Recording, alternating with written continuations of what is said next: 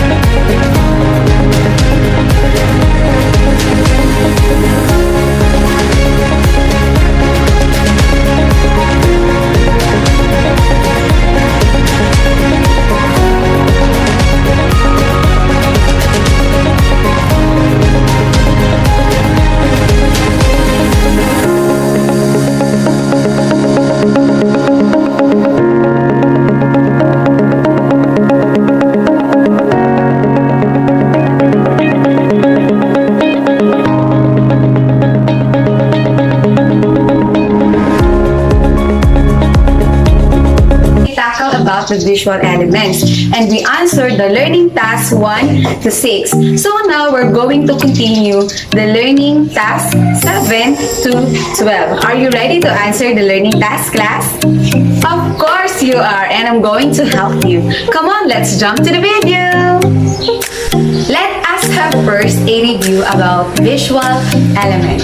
Visual elements are any characteristics that we can see, including line, shapes, directions, size, texture, color, and value.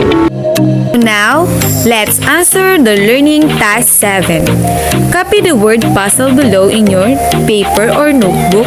Then, locate the tools on how to get the variations of lines in the puzzle and circle the correct answers.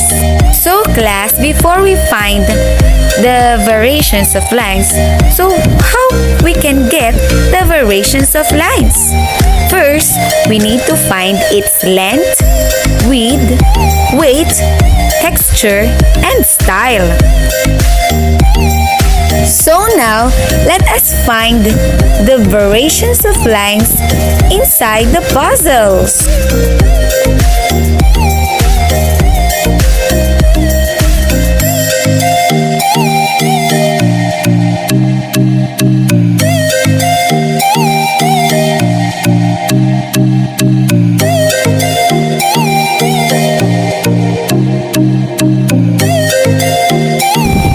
Class, did you get the right answer?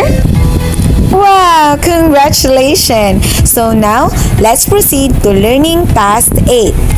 Using the image below, answer the following questions in your notebook or paper. Number 1. What colors are used in the image or picture? Correct! Black and white. Number 2. What does the picture symbolize?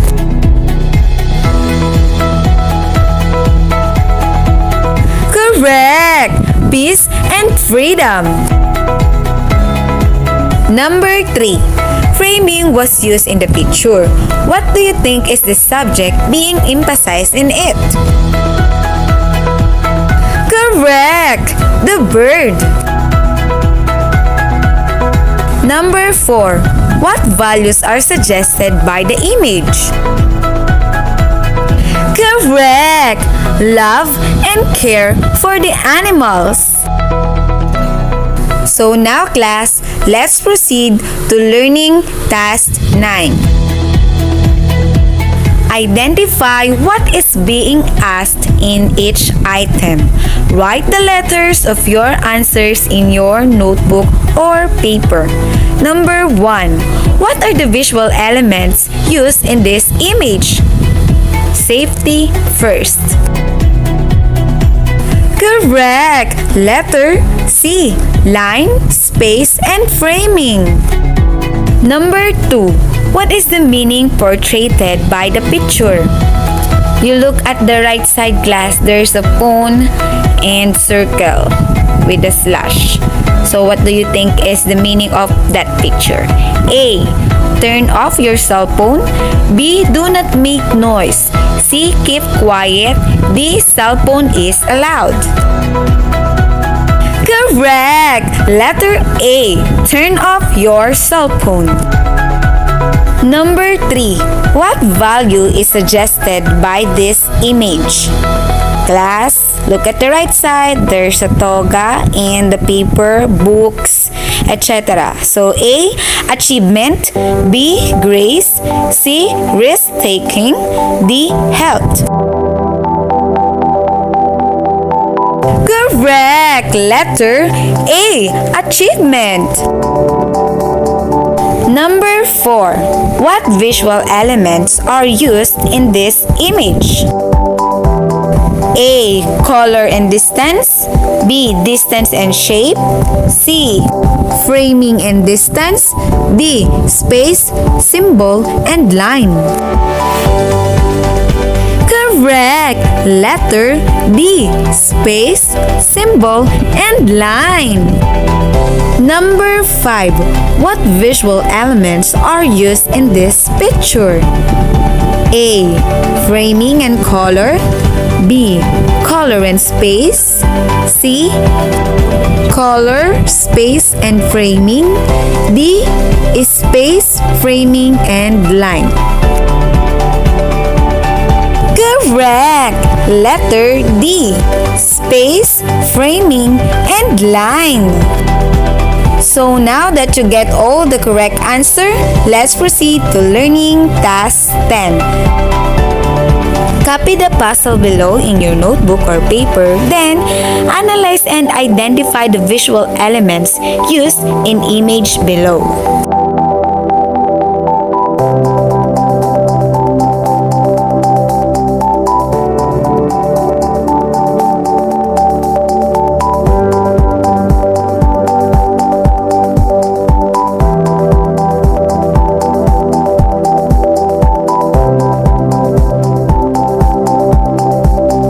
So, did you get the same answer? Very good! So now, let's proceed to learning task 11. Choose the correct letters of the correct answers. Write your answer in your notebook or paper. Number 1. It is the presentation of visual elements in an image, especially the placement of the subject in relation to other objects.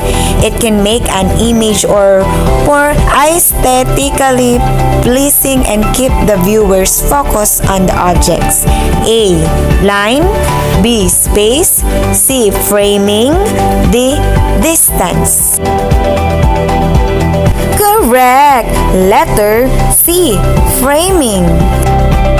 Number 2. It refers to the gap between viewers' consciousness reality and fictional reality presented in a work of art. A. Distance. B. Line. C. Framing.